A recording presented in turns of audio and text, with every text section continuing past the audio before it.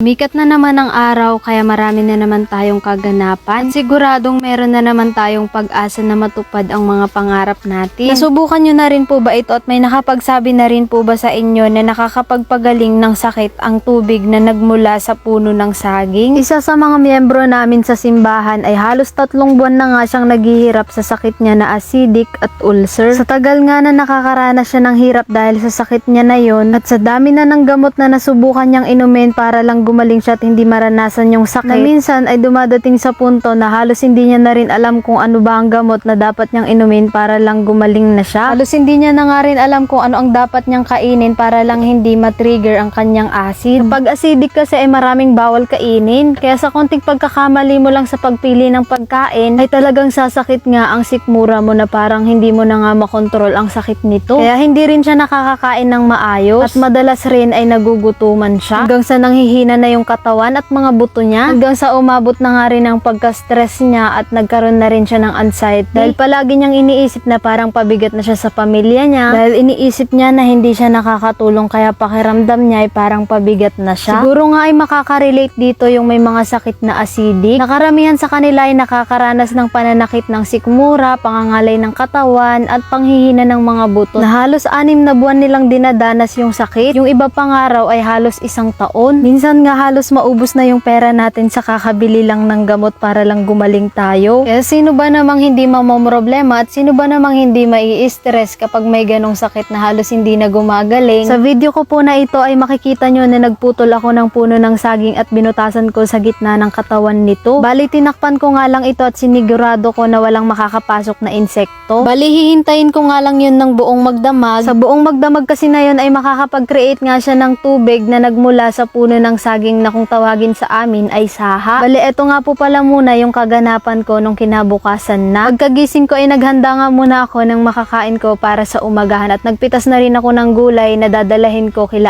Ate Jem kapag inihatid ko nga yung tubig na nagmula sa puno ng saging. Nung mga oras pala na yan ay hindi ko pa nga tinitignan yung puno ng saging na pinutol ko. Mas mabisa kasi yun kapag iniinom natin ng bagong kuha. Medyo matatagalan rin kasi ako sa pagluluto kaya hindi ko nga agad muna kinuha. Lalo na't medyo may kalayuan nga rin yung bahay nila mula dito sa bukid. At sakto naman na malapit yung bahay nila sa tabing dagat. Bibihira din naman ako makalabas dahil palagi nga akong nasa bukid. Kaya sinamantala ko na rin maghanda ng makakain ko at binalak ko nga na sa tabing dagat ako kakain ngayon ng umagahan at pananghalian. Ang sarap talaga sa pakiramdam kapag may sariling tanim. Siguradong sariwang-sariwa ang kakainin mo.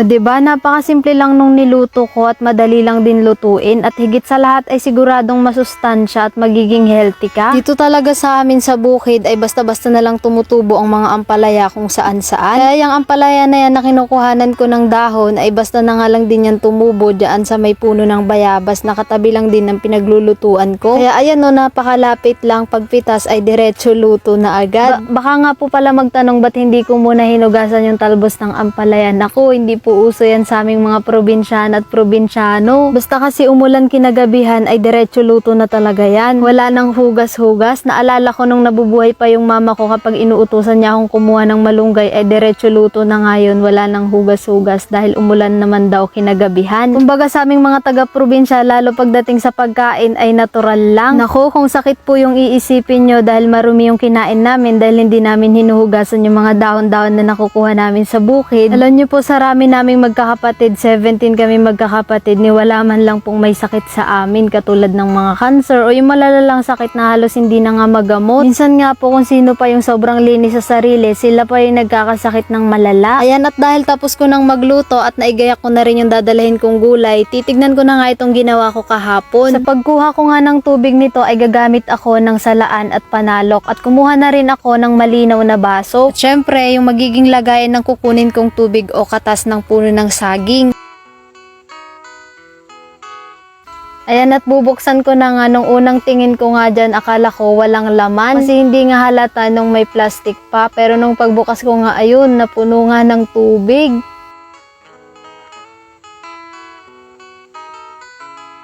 At eto nga, sumalok ako dahil titignan ko nga kung gaano kalinaw yung tubig nito. At na-amaze nga ako dito dahil nakita kong talagang malinaw nga yung tubig nito.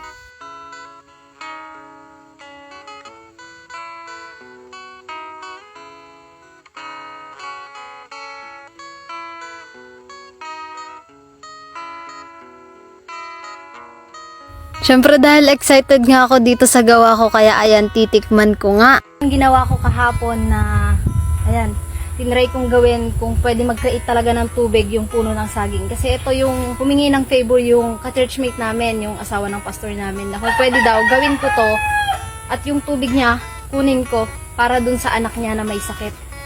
So, ayun, i-harvest ko na yung tubig, pero bago yon, susubukan ko muna, titikman ko muna yung tubig kung anong lasa. Ayan, sasalain ko para hindi mapasama yung mga saha ng saging. Ayan, kuha lang ako ng isang ganito. Ayan. Tapos, titikman ko yan. Mukhang masarap, clear na clear. Titikman natin.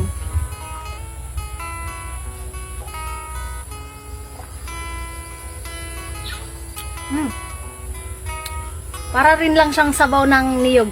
Sarap. Pagkatapos ko ngang matikman, agad ko na ring sinalok at isinalin ito para naman maihatid ko na nga agad kay Ate Jem dahil alam kong excited at hinihintay niya na rin ito. Saktong-sakto nga at napuno ko rin itong dala kong lagayan kaya siguradong marami nga rin maiinom si Ate Jem nito at makakaramdam na rin siya ng ginhawa. Ito po palang ginawa ko na ito ay base lang po ito sa karanasan ko o karanasan namin. Dahil subok na rin po namin ito, maganda rin po ito sa may sakit na ulcer at ganun din po sa may mga hormonal imbalance, mga high blood at palaging sumasakit ang tiyan. Maganda po itong inumin kapag wala pang laman ang tiyan natin sa umaga. Marami pong sakit ang pwedeng gamutin nito at marami na rin gumagawa nito, hindi lang po ako, hindi lang kami. Nung mga oras nga na ito ay paalis na rin ako kaya ayan, pinagsasakay ko na nga rin yung mga dadalahin ko.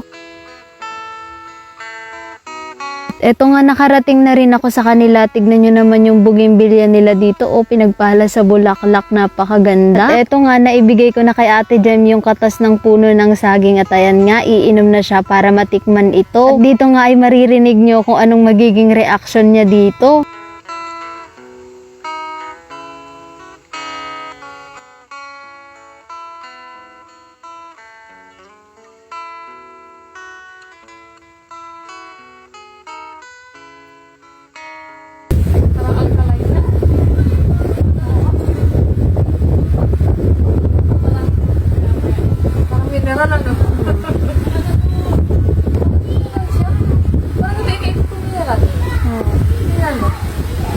May ibang tubig ka rin?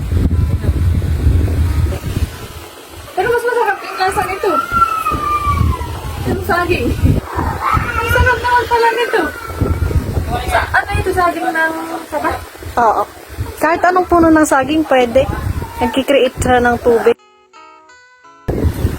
Masarap, princess. Yan na. Masarap pala yung tubig, princess, ng saging.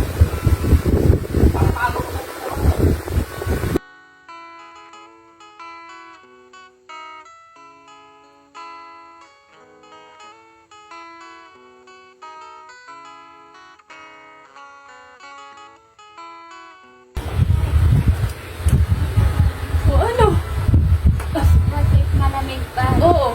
Parang Sprite na siya. May yelo. Lagyan mo siya ng yelo. Para siyang yung bubot na buko. Ano, tapos parang Pwede rin siguro malamig.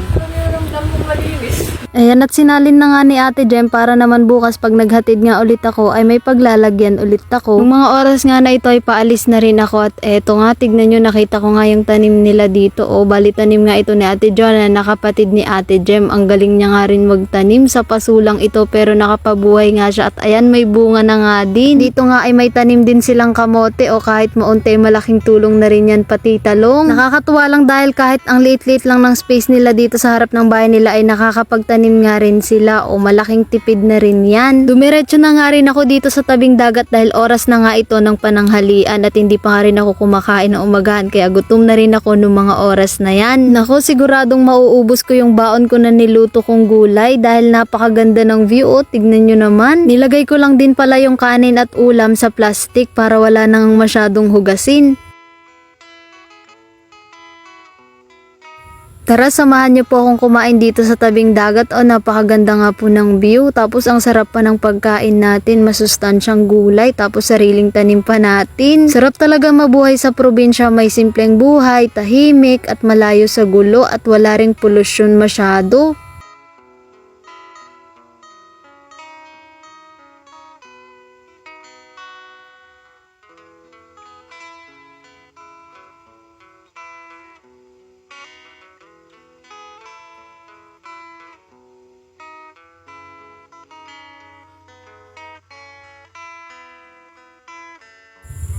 Pagkatapos ko nga kumain sa tabing dagat, eto at dumiretso ako sa bahay ng pinsan ko dahil kukuha nga ako nitong tadtaran dahil may nag-order nga ulit sa akin. Nakakatuwa lang din talaga dahil nung nag-post nga ako ng video nitong tadtaran dito sa ANTV ay marami nga rin talagang nagkagusto at maraming gustong bumili kahit taga malayo. Nagustuhan din talaga nila itong tadtaran dahil napakatibay at napakaganda nga ng kahoy nito. O, tignan nyo, murang halaga lang ay meron ka na nga pang matagalan na tadtaran. Sayang nga lang dahil walang online shop si Joshua kaya hindi nga namin mabentahan yung mga taga malayo. Pero sabi ko nga sa kanya ay sikapin nga niya na makagawa ng online shop dahil maraming ang nagkagusto at maraming bibili, lalo na at mga taga malayo nga yung mga supporters natin dito sa ANTV. Ang ganda rin kasi talaga ng tadtaran na yan, buo nga yung kahoy niya kaya hindi nabibita. Napakamura nga lang din ng tadtaran na yan, sa murang halaga may pang matagalan ka nang tadtaran. Dumaan nga rin pala ako sa dating bahay namin dahil kinuha ko nga itong uniform ko nung crew pa ako sa Jollibee. Dahil good news nga po pala, hiniram ako ng Jollibee para mag-crew ulit pero isang araw nga lang po. O diba, pagtapos ng ilang taon simula nung nag-resign ako, akalain mo magiging crew ulit ako kahit isang araw lang ay talagang masayang masaya na ako na ma-experience ulit. Makikita nyo nga po dito na marumi itong uniform ko at maraming ang putik dahil binagyo nga yung bahay namin na yun na pinagtabihan ko nga nitong uniform ko. Kaya ayan, lalabahan ko nga dahil gagamitin ko na nga ito sa susunod na araw. Siguro nga kaya natira pa itong uniform ko doon kahit binagyo-bagyo na nga yung bahay namin na yun ay mararanasan ko pa nga maging crew ulit. Kaya salamat na lang talaga kay Lord sa lahat ng opportunities.